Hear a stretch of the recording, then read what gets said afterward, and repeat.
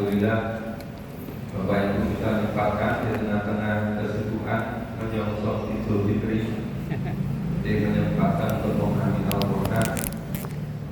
Salah satu caranya tahun 2019 akhir 2020 2021 dibuat virus. Masih ingat kan virus apa? Ya, COVID. Sekarang informasinya dibikin lagi, tapi jenisnya beda.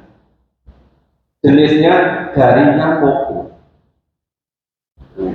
Makanya kita harus hati-hati, karena banyak orang yang pintar tetapi untuk berbuat kerusakan. Tapi mereka mengklaimnya itu untuk mengatur dunia biar lebih ideal menurut pikiran mereka.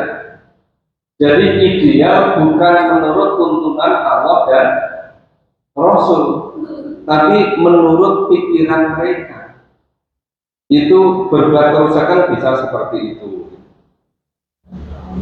Nah, jadi kalau nggak diungkap walaupun sedikit, itu nanti tidak begitu kelihatan. Kenapa kok Allah membuat perumpamaan berupa nyamuk? Tapi begitu diungkap sedikit saja sudah kelihatan. Ternyata makhluk Allah yang kecil berupa nyamuk saja itu bisa luar biasa bahayanya. Apalagi kalau itu dikembangbiakkan oleh orang-orang yang berbuat kerusakan, itu lebih berbahaya. Kita baca berikutnya ayat 28-29. A'udzu billahi minasyaitonir rajim. A'udzu billahi kaifa takfuruna billah.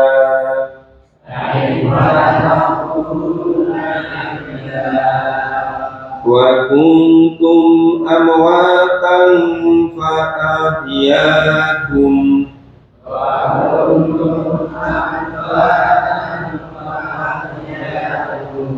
thumma yumitukum thumma yuhyikum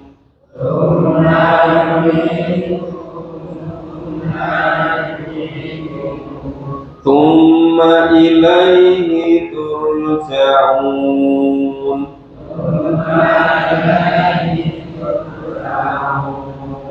Huwa alladhi khalaqa lakum ma fil ardi jami'an. Huwa alladhi khalaqa lakum ma fil ardi jami'an.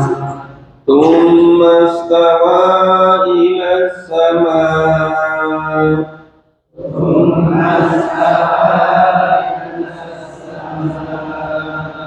fasawwahunna sab'a samawat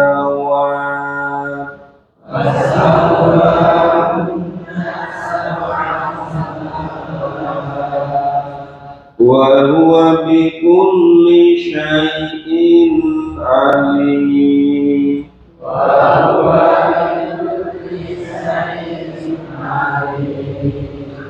Ya, kita pahami dulu. Kaifa takfuruna billah. Mengapa kamu kafir kepada Allah?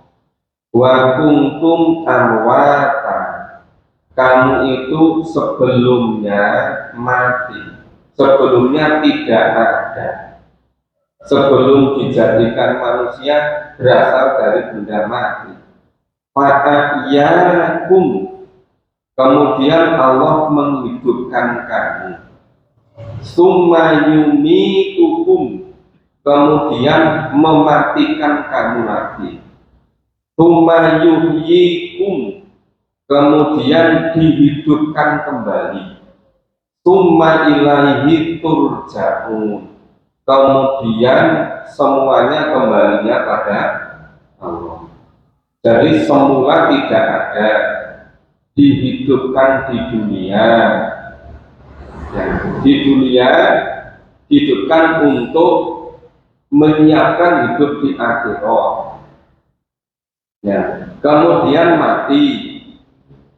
Setelah mati dihidupkan kembali yaumil ba'ats.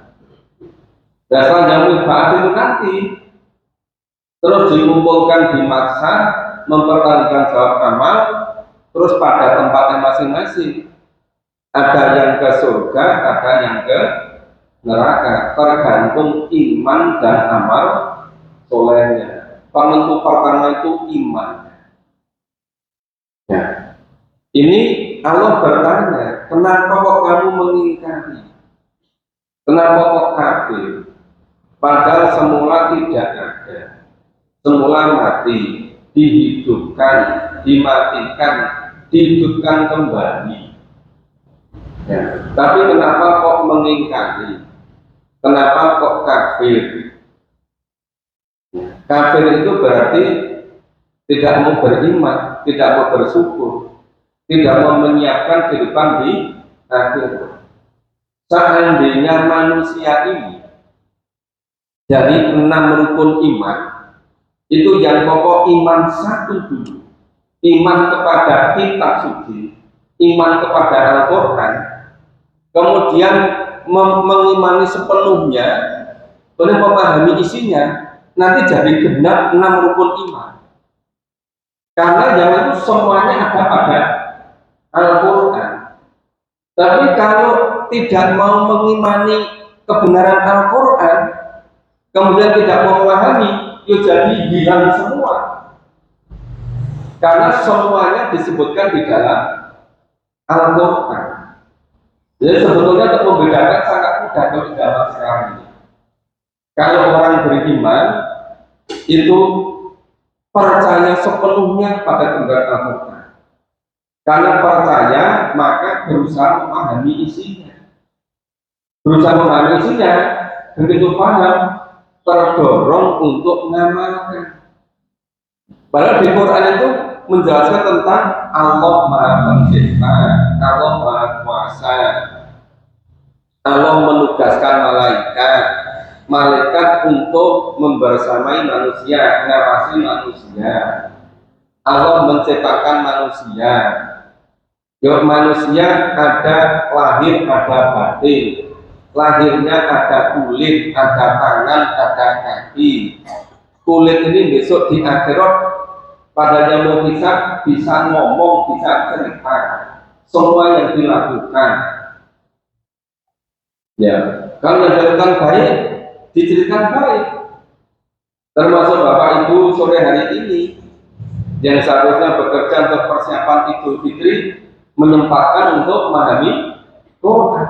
Itu nanti kulit kita bercerita, tangan kita bercerita, tangan kita digunakan untuk kesini, kaki kita untuk sini, juga untuk membuka Al-Quran.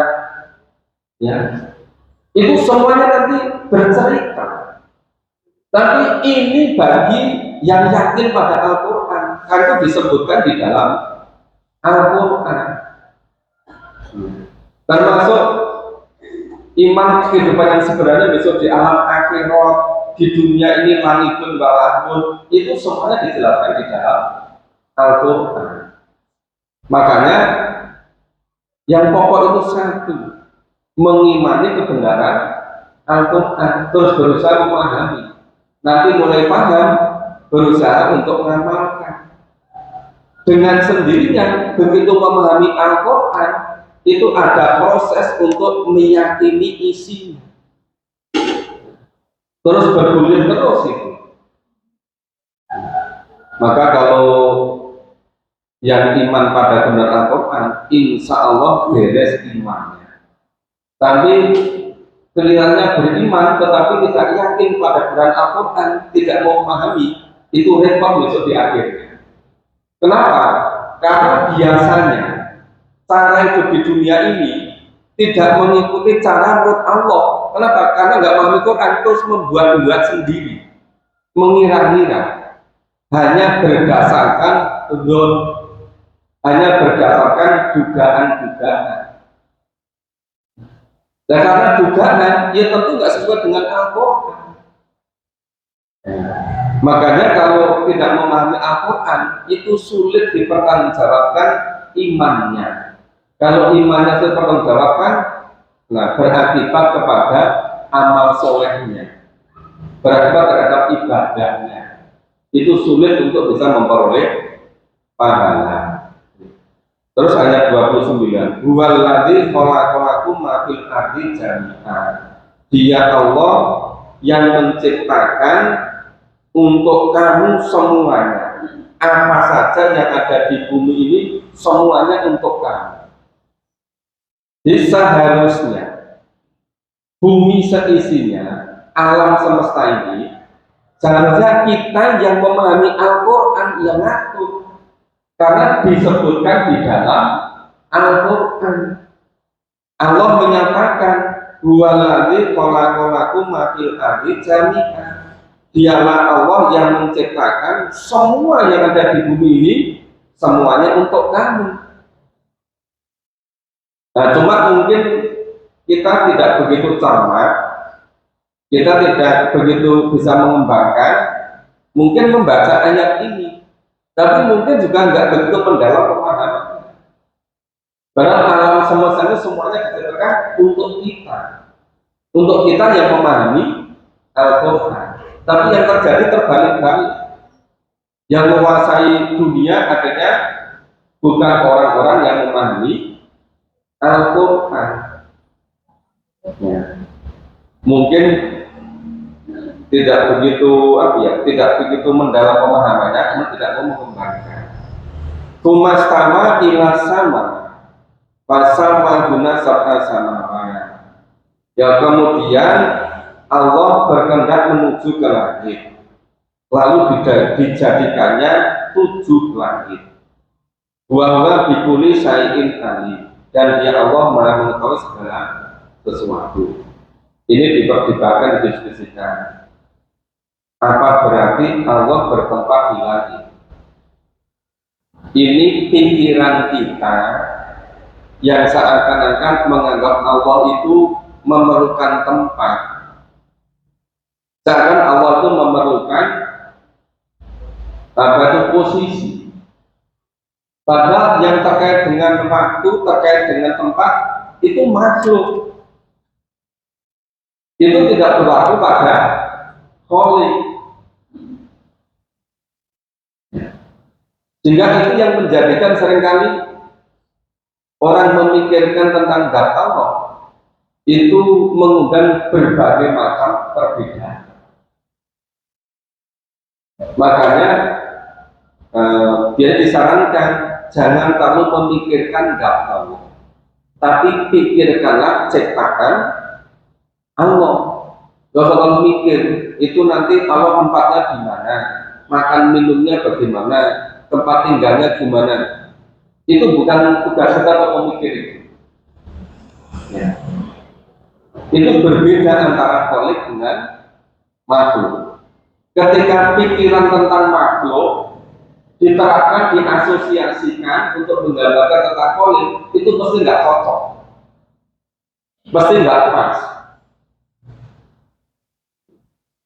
Maka ketika berdoa menghadap ke atas, karena percaya Allah itu tempatnya di atas. Kemudian tanya, itu nanti kalau pergi ke bulan, pas bulannya di atas, Ka'bahnya di bumi, apa kalau surat tengkurap gitu? Ya. Nanti kalau pas buminya pas di atas, bulannya di bawah, apa sholatnya menghadap ke kiblat kemudian terlentang. Saking ada anak yang tanya gitu, gurunya saking bingungnya, jawab saja, nanti sudah mau berangkat ke bulan, mampir saja ke rumah saya, tak beritahu gitu. Nek mau berangkat ke bulan, wis rasa dirembuk gitu. Tidak ngomong maksudnya, dan ngurusi liyone gitu loh. Nah, bulan-bulan cuma mikir kemudian bulan sholatnya malamnya, padahal orang karuan yang bulan ya. Nah itu nggak gampang ke kita kadang terlalu memikirkan sesuatu yang seharusnya tidak perlu dipikirkan. Nah itu ayat 28-29. Kita lanjutkan mulai ayat 31.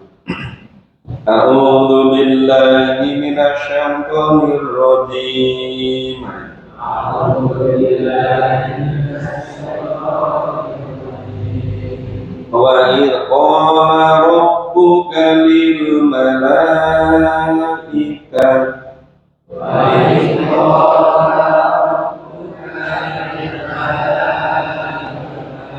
inni ja'ilun fil ardi khalifah.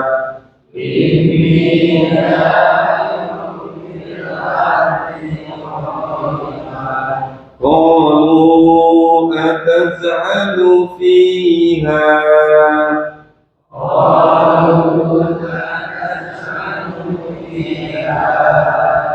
man yufsidu fiha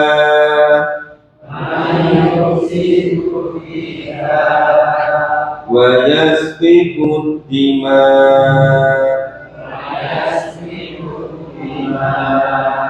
wa nahnu nusabbihu bihamdik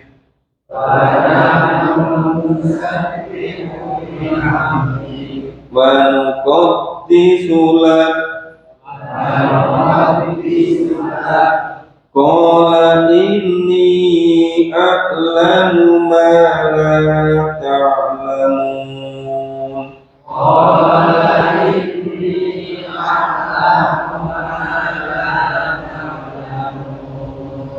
Wa 'allama Adama al-asma'a kullaha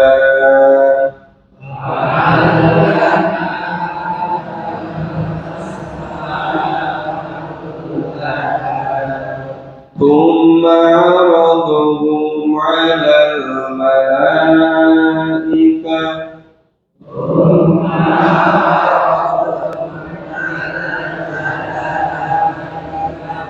faqala anbi'uni bi asma'i haula'i in kuntum shadiqin.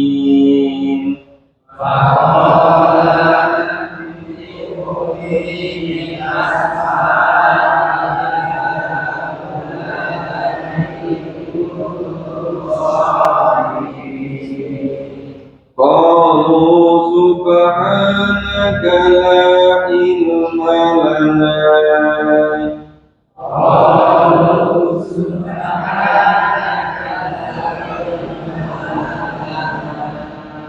illa ma 'allamtana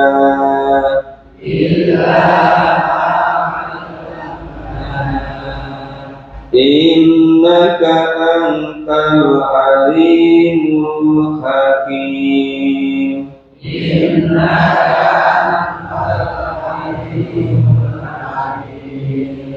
Qala ya Adamu anbihum bi asma'ihim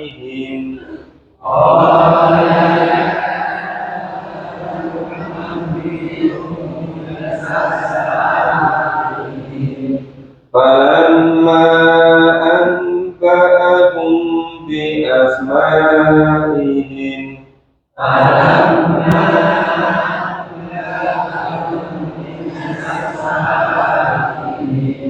qala alam aqul lakum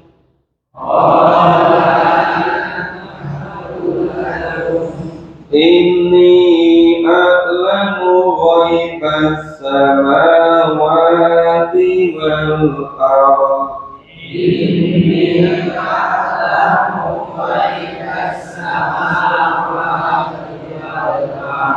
wa a'lamu ma tubduna wa ma kuntum taktumun.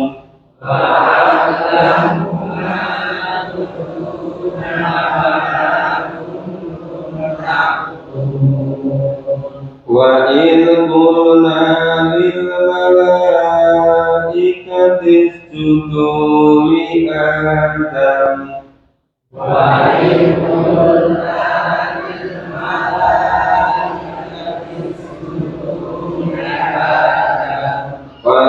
fasajadu illa iblis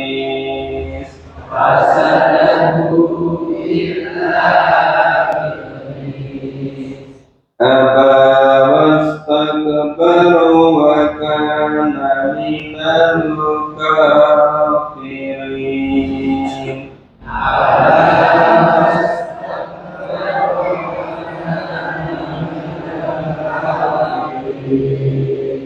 Wa qulna ya Adam uskun anta wa zawjukal jannah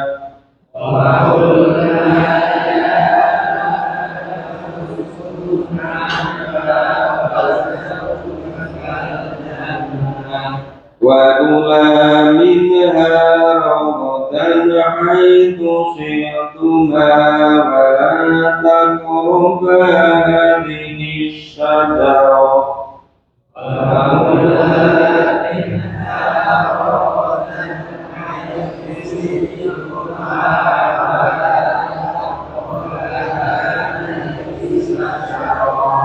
fatakuna minadh dhalimin.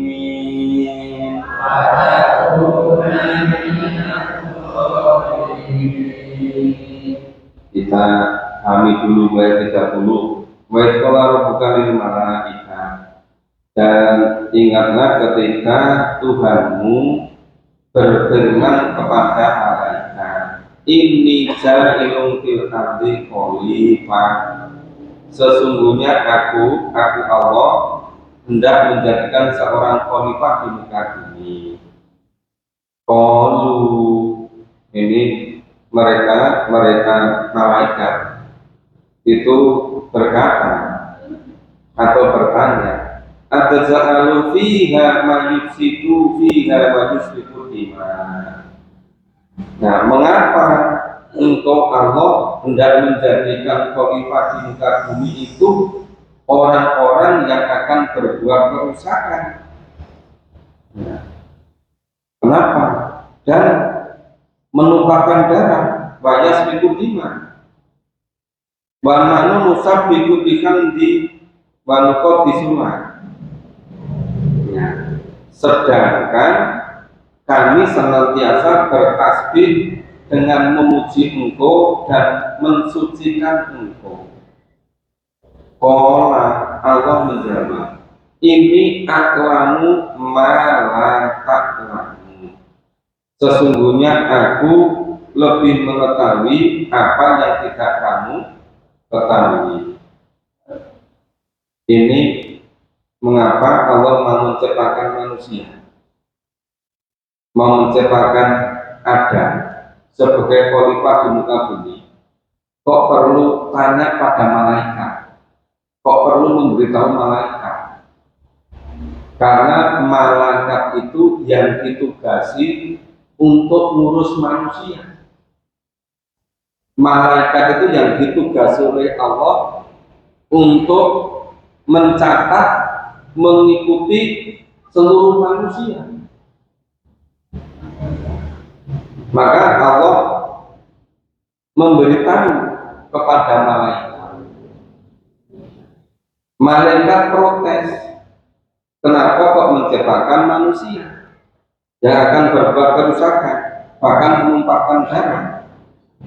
Padahal malaikat itu selalu bertasbih dan mensucikan Allah.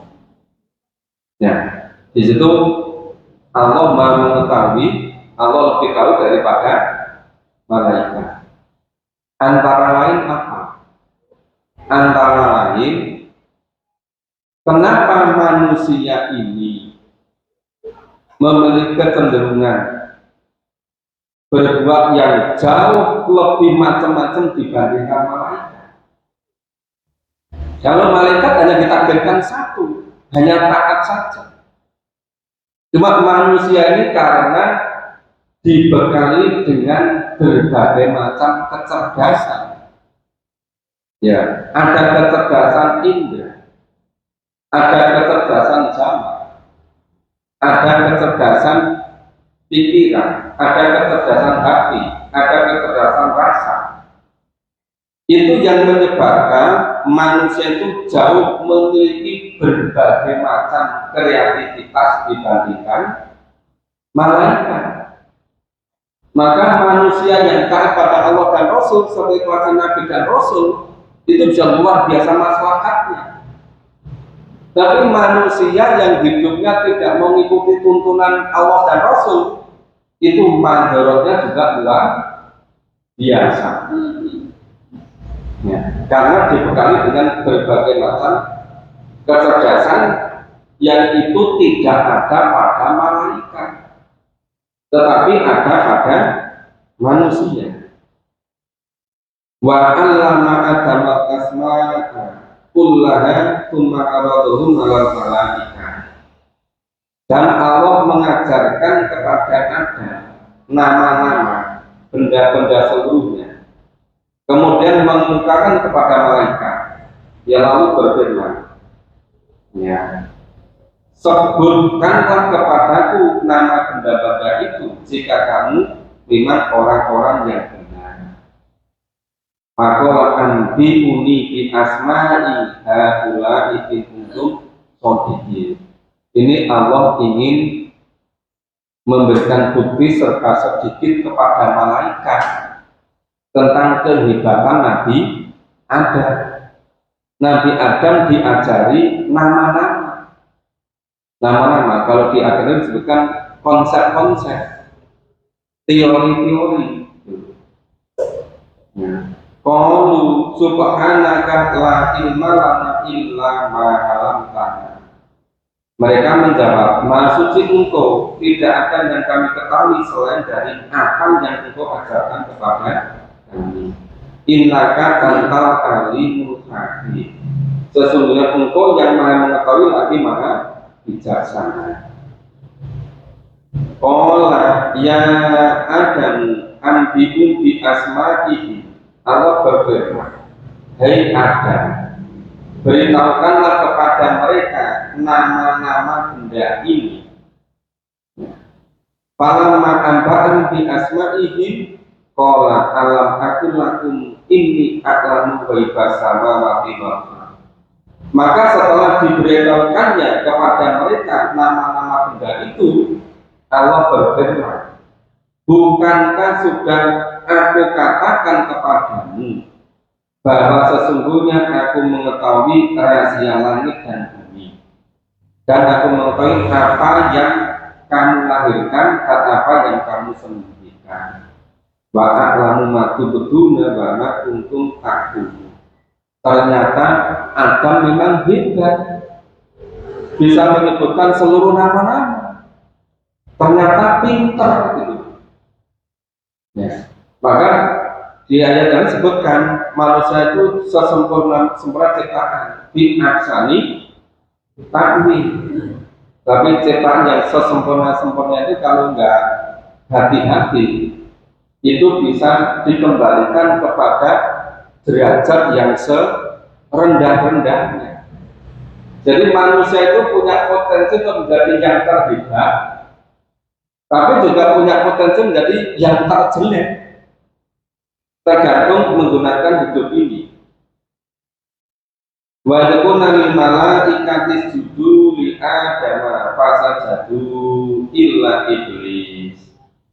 Dan inilah ketika Allah berfirman kepada para malaikat, sujudlah kamu kepada Adam, maka sujudlah mereka kecuali iblis. Iblis tidak mau sujud. Kenapa? Aba wastakbara wa kana minal kafirin. Iblis tidak mau sujud dan takabur. Dan adalah iblis termasuk golongan yang kafir. Disuruh hormat pada Adam tidak mau, malah takabur, wastakbara. Wa qulna ya Adam uskun anta wa zawjukal jannah. Allah berfirman, wahai Adam, tinggallah kamu dan istrimu di surga ini atau di taman. Wa kula minha rawatan haitsu siktuma. dan makanlah makan makanan yang banyak lebih baik di mana saja yang kamu sukai. Ya, sudah terserah mau sukai apa. Balan takroba hadi saja. Larangannya cuma satu. Jangan mendekati pohon ini. Ya. Fataku naminat dolimi. Ya. Jika kamu sampai mendekati pohon ini, ya, itu nanti akan menyebabkan kamu menjadi orang yang dolim. Jadi Adam dan istrinya itu di ayat disebutkan Adam dibuat dari saripati tangan, istrinya Hawa dibuat dari tulang rusuk Adam.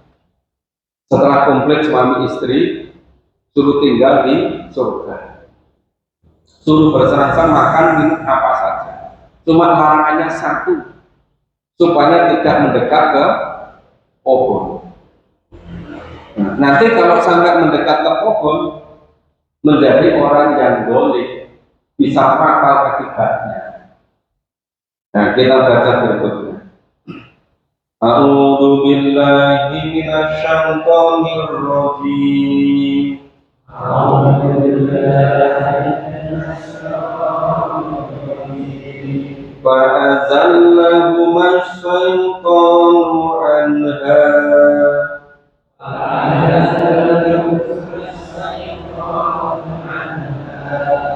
Fa'akhrajahuma mimma kana fihi.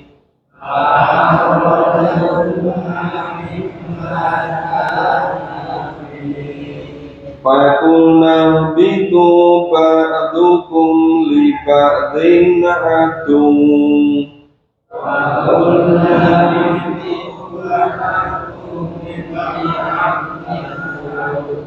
Walakum fil ardi mustaqarrun wa mata'un ila hin.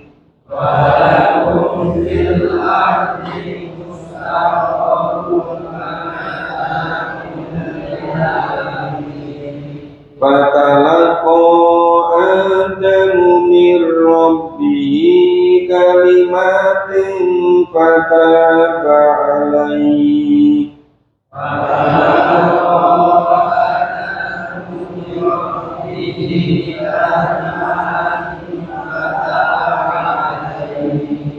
Innahu huwat tawwabur rahim.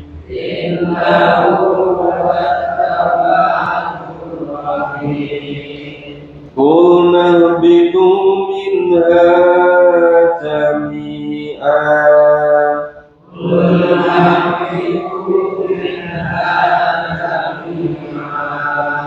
Fa imma ya'tiyannakum minni hudan.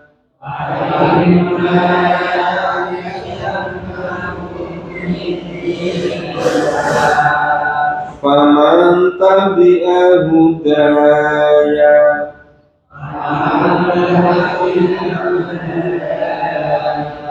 fala khawfun 'alaihim wala hum yahzanun.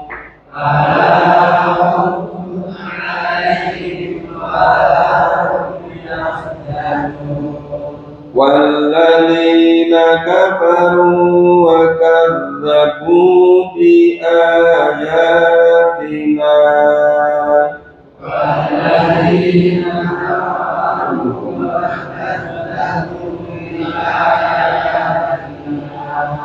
ulaika ashabun nar.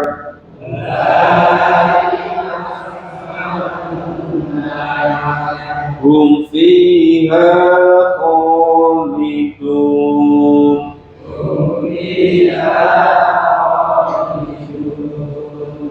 Ya, fa'azallahuma syaitanu anha fa'akhrajahuma mimma kana fihi. Lalu keduanya Adam dan Hawa digelincirkan oleh setan dari surga. maksudnya Adam dan Hawa itu digoda oleh setan untuk mendekat pada pohon tadi. Itu mengakibatkan Adam dan Hawa itu keluar dari surga. Karena tadi kan dilarang tidak boleh mendekat ke pohon. Tapi yang namanya iblis, namanya setan, itu pintar cara menggoda manusia. Jadi diputar balikkan 180 derajat. Jadi misalnya cara menggodanya, misalnya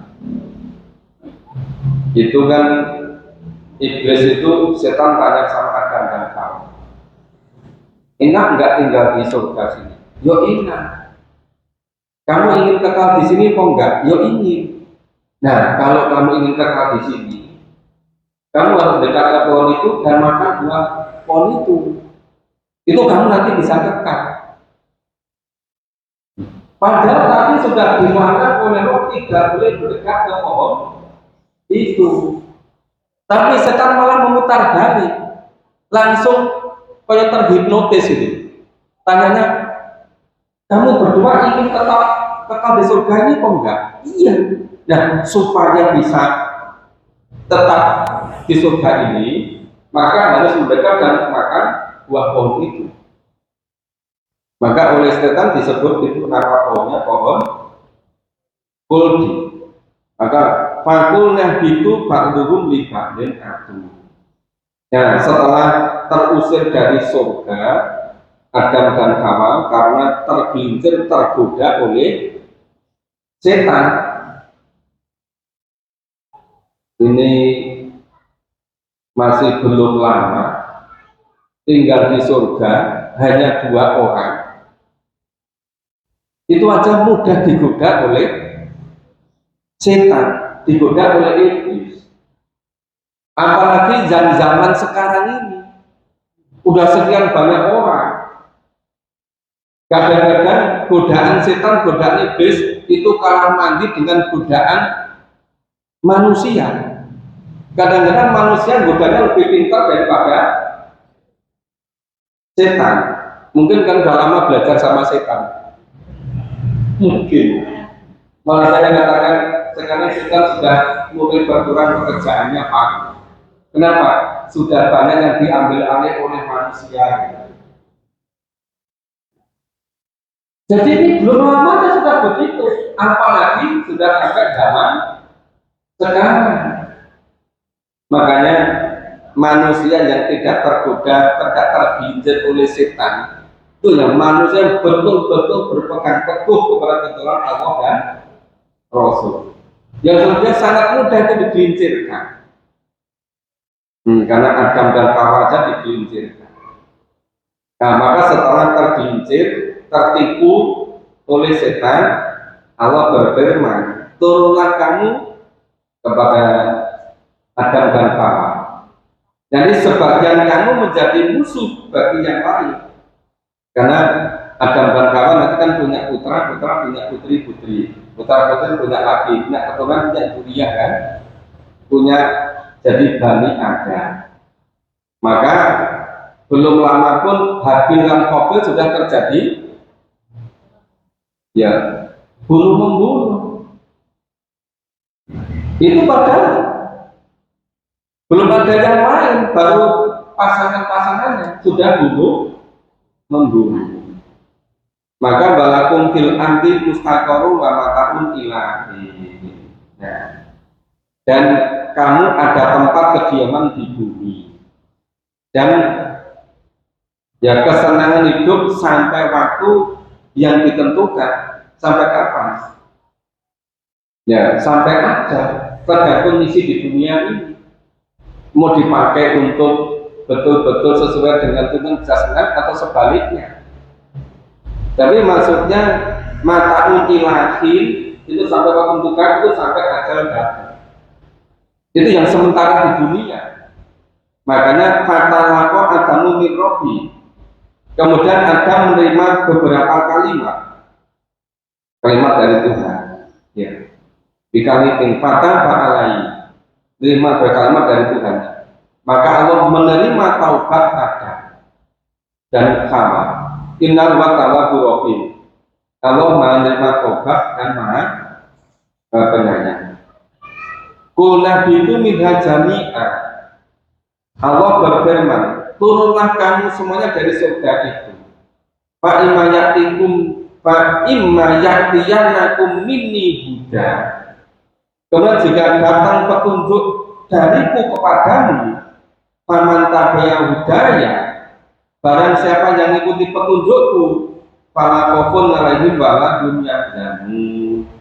Misalnya tidak akan ada rasa khawatir, tidak pula bersedih hati. Jadi kalau tidak ingin punya rasa khawatir dan sedih hati, kuncinya satu, sepenuhnya mengikuti tuntunan Allah dan Rasul. Ya, turun rezeki, ada hujan rezeki. Masih satu Anda. Walladzina kafaru wa kadzabu bi ayatina, dan orang-orang yang mengkufuri, yang mengingkari ayat-ayat Allah, ulaika ashabuna, mereka tempatnya di neraka. Hum fiha khalidun, mereka kekal di dalam neraka.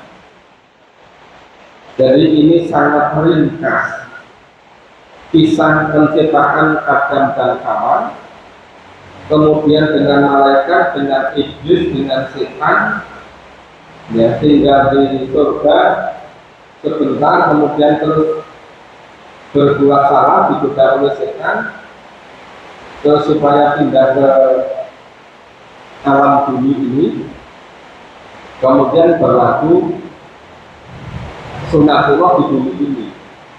Siapa yang mengikuti hidayah, dia tidak akan rasa khawatir, tidak sedih. Tapi yang tidak mengikuti hidayah, yang tidak pernah dengan kafir kita, nah mereka itu tempatnya di neraka selama-lamanya. Nah, tadi dari ayat 26 sampai ayat 39. Ya, baru sedikit yang kita baca, kita pahami. Ini sudah menjelang 4:30, tapi masih hujan. Pak Dul mau tanya, silakan Pak Dul. Itu ada di.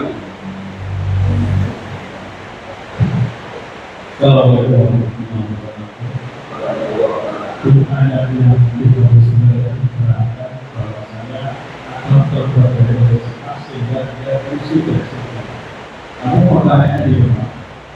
Allah menciptakan manusia untuk menjadi perubahan itu.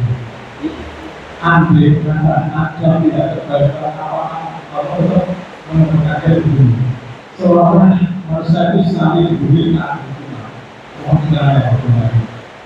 pemahaman tentang yang namanya tempat di surga itu berbagai macam jenis pemahaman surga. Jadi surga yang ada di sini itu bukan surga yang besok di akhir, tapi surga yang masih di alam dunia ini. Sehingga kalau kita pahami begitu, jadi mudah memahaminya. Ayat berapa tadi? Ayat 29 sampai ayat 36 sampai 39 tadi. Jadi jangan menggambarkan surga itu seperti surga nanti setelah mengalami yaumul hisab, yaumul mahsyar baru masuk surga. Bukan surga yang itu, tapi surga yang lain. Karena kata-kata jannah itu memiliki berbagai macam jenis pemahaman. Ya. Jadi sama-sama surga, tapi berbeda dengan surga yang di akhirat itu. Ini surga yang masih ada di alam dunia ini. Makanya kan orang sering menggambarkan kalau ada tempat yang sangat enak, sangat bagus, sangat bisa dinikmati. Orang gambarkan ini seperti di surga dunia. Biasanya katakan begitu kan? Jadi jangan asosiasinya surga sebenarnya surga besok di akhirat. Itu berbeda. Nah kalau begitu jadi mudah kita menerimanya. Jadi sederhana seperti itu dari mana? Begitu Pak. Tanpa pakai itu, itu kan. Karena hujan ini suaranya kalah sama. Bahwa kita itu untuk menjadikan dasar untuk balik bumi dunia ya. Jadi kesannya bukan yang itu kesannya seorang ketika ada melanggar Allah sehingga dia terusir surga yang lain. Pertanyaannya nanti karena tidak melanggar kan Adam akan berkat bumi ini. Ya karena istilahnya itu ini jadilum fil ardi khalifah di bumi. Ya. Jadi surga yang ditempati akan itu juga fil ardi, juga di bumi.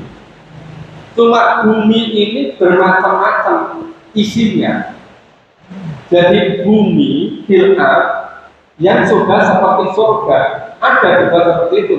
Ada bumi yang tidak seperti surga. Jadi itu perpindahan dari bumi yang seperti surga pindah ke bumi yang tidak seperti surga. Ini yang di ayat 30 sangat jelas.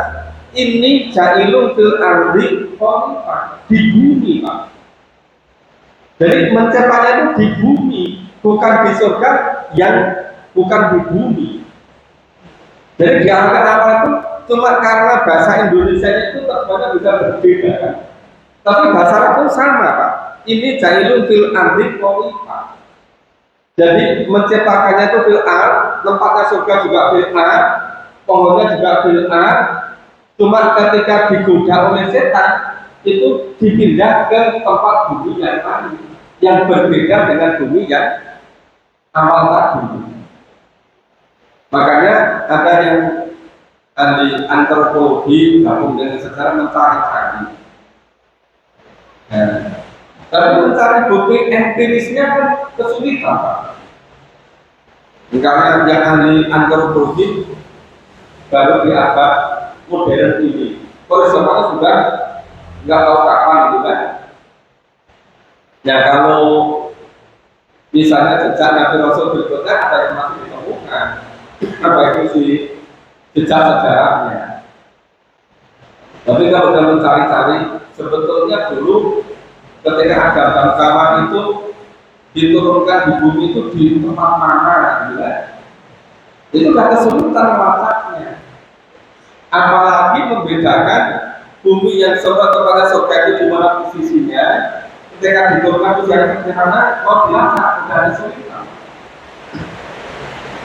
Makanya kalau saya memahami, karena Allah menciptakan itu fil'at, cuma fil'at itu ada yang bumi yang dibikin seperti surga, ada bumi yang dibikin tidak seperti di surga, begitu. Oke, sudah cukup apa ada yang lain? Pak Bul, kalau mic-nya.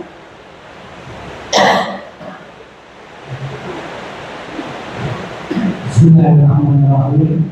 Assalamualaikum warahmatullahi wabarakatuh. Assalamualaikum. Kita mengenal bahwa Tuhan dari Ibrahim, Nabi Musa, dan Nabi Isa dan saya melihat bahwa mujizat Nabi Muhammad SAW itu Al-Quran. Nah, mujizat Al-Quran ini di mana? Assalamualaikum warahmatullahi wabarakatuh. Mukjizat Al-Quran itu ada di mana? Mukjizat Al-Quran itu ada pada wahyu. Yang wahyu itu semua berupa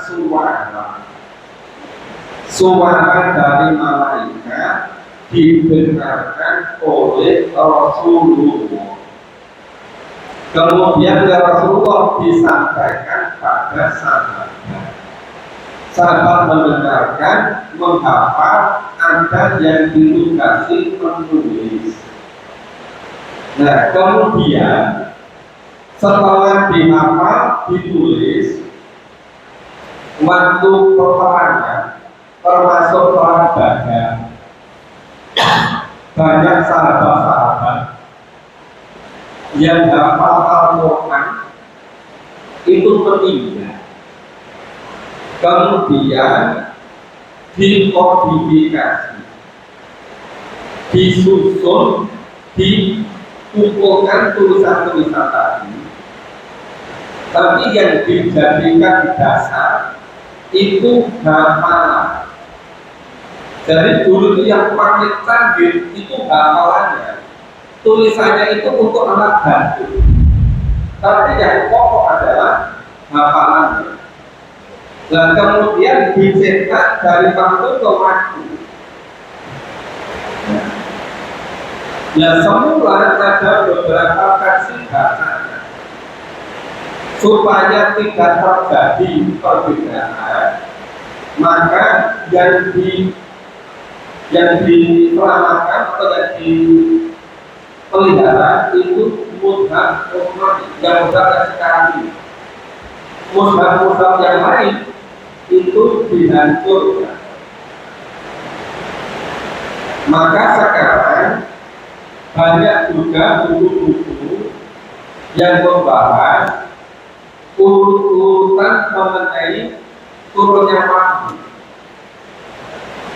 Tapi yang Quran ini sepenuhnya ini dari Nabi. Nabi itu dari malaikat, malaikat itu dari Allah. Makanya kenapa dulu di dalam hadis kalau bulan Ramadan malaikat itu ngecek kembali hafalan Nabi, termasuk urutannya itu dicek oleh malaikat. Nah, sehingga sekarang kalau ditanya letak mujizat Al-Qurannya di mana? Itu pada suaranya, pada bacaannya, pada susunannya, pada maknanya, pada isinya, pada bahasanya. Semua ayat itu masuk mujizat. Makanya baru rasa bahasa Quran itu bisa menaklukkan orang Arab yang bahasanya halus. Seperti ketika Umar bin Khattab semula marah-marah dan diberitahu adiknya sudah masuk Islam, tapi begitu ke rumah adiknya sedang membaca Quran, ditanya oleh Umar, kamu baca apa? Adiknya semua nggak tahu karena Umar belum masuk Islam, tapi dipaksa ternyata baca surat Tuhan. Begitu mendengar, dia sudah tunduk dengan hidupnya bacaan surat-surat tadi, rasa bahasanya, kemudian terus masuk Islam. Ada juga kan ketika terjadi perang Badar, ada sekitar 70 orang kafir jadi tawanan Rasulullah di taman di Madinah. Dan orang-orang tokoh-tokoh ini yang masih hidup itu putusan supaya negosiasi dengan Nabi ini membebaskan tawanan Nabi. Nah, dalam keputusan Nabi sampai di Madinah, pas sholat maghrib mendengarkan bacaan Rasulullah, baca Quran, ini luluh hatinya langsung masuk Islam.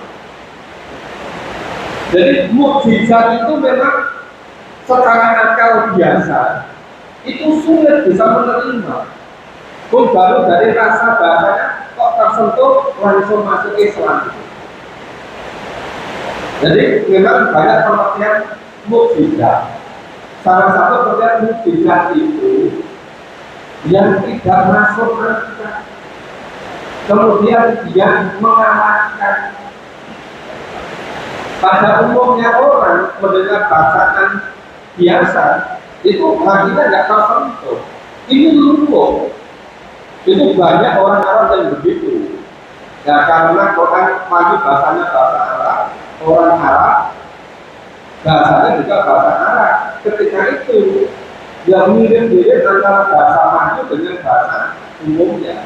Kalau bahasa Arab sekarang sudah sangat beda dengan bahasa Al-Quran. Makanya kalau tanya mukjizatnya ada di mana? Mukjizatnya ada pada wahyu. Wahyunya sudah dikodifikasi dalam Al-Quran, maka semuanya tadi itu masuk kategori mukjizat. Cuma kalau belajar sama orientalis, orientalis yang di Belanda, di Jerman, di Prancis, di Italia, Amerika, pasti yang direbut itu terus. Ketika mereka pulang ke Indonesia, yang dibicarakan di sana dibawa juga ke Indonesia. Bukan memahami Quran ambil pelajaran, tapi yang dipermasalahkan mukjizat ini sendiri. Akhirnya apa? Kontraproduktif. Karena seharusnya itu diyakini mukjizatnya ada pada wahyu.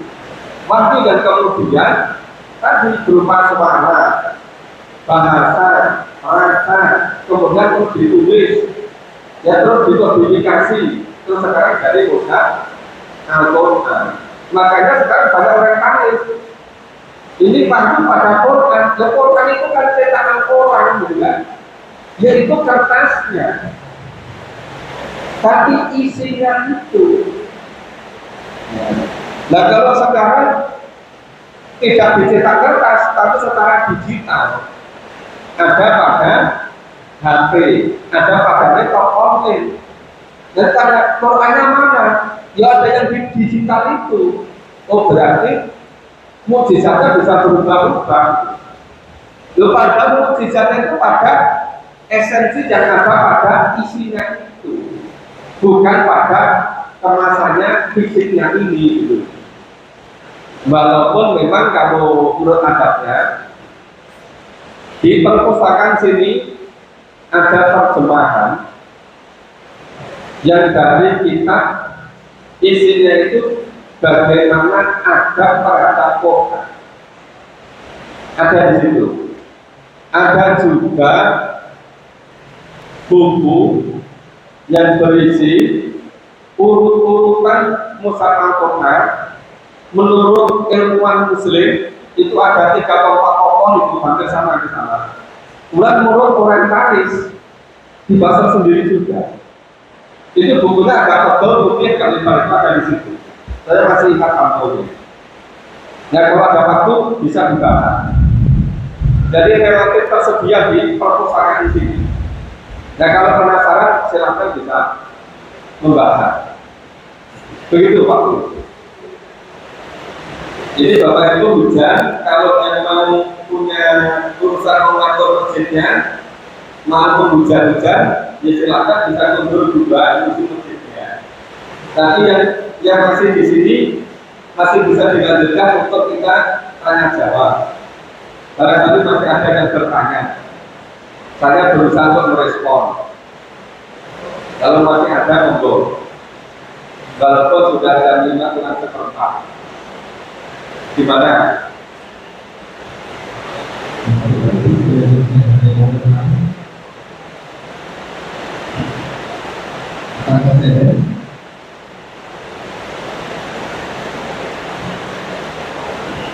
Sudah tunggu? Oh masih satu silakan. Monggo. Turunnya masih ada 1. Mik. Ya, yang mau tunggu duluan silakan. Kami Pak Budi. Silakan. Bismillahirrahmanirrahim.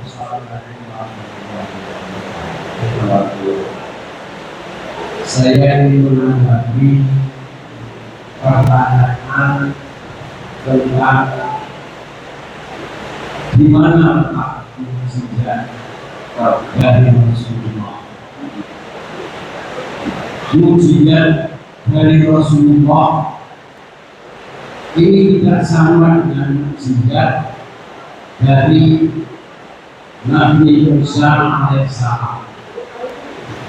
Kalau Nabi Musa alaihissalam memiliki mukjizat Taurat yang bisa menyelamatkan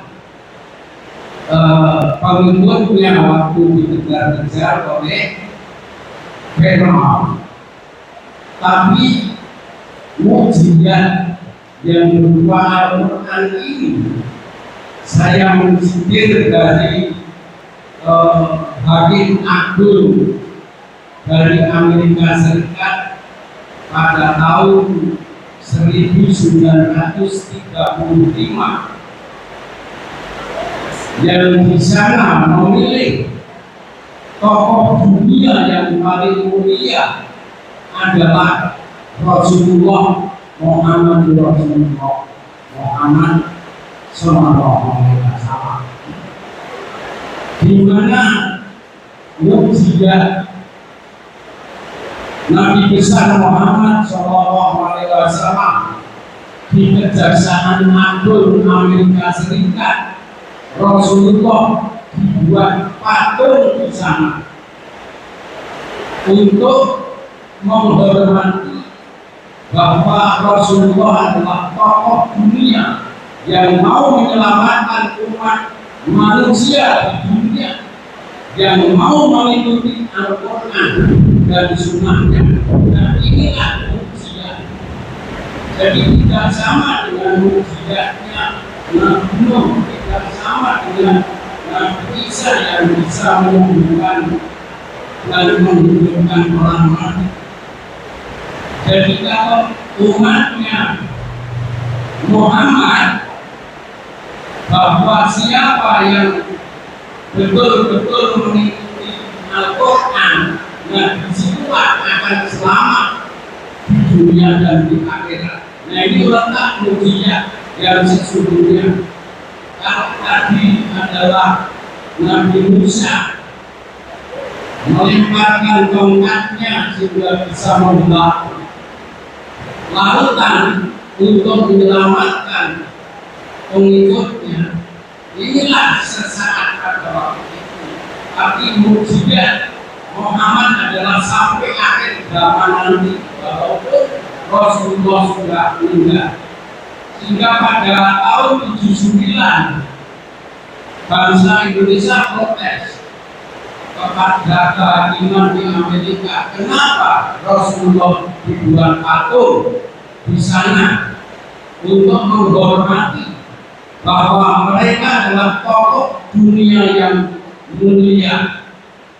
Dia menjawab, ini bukan konsumsi untuk orang Muslim. Ini adalah bukan sesembahan orang Muslim.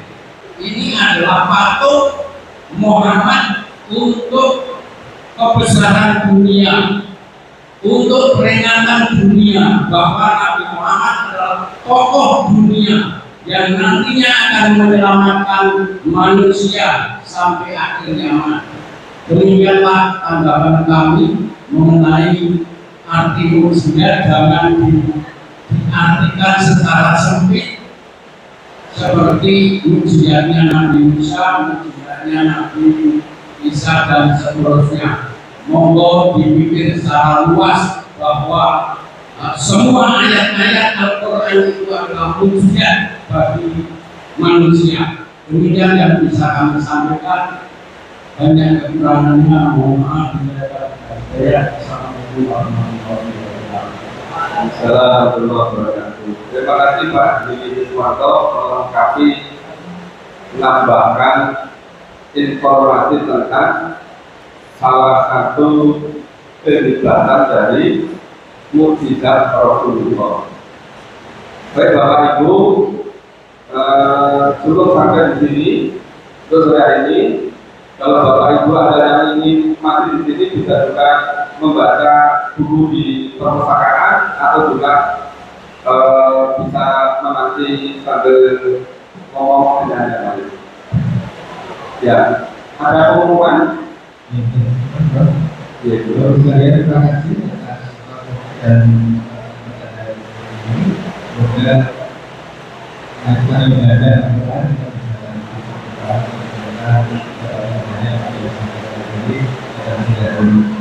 dengan informasi Bapak Ibu menyampaikan mengenai saldo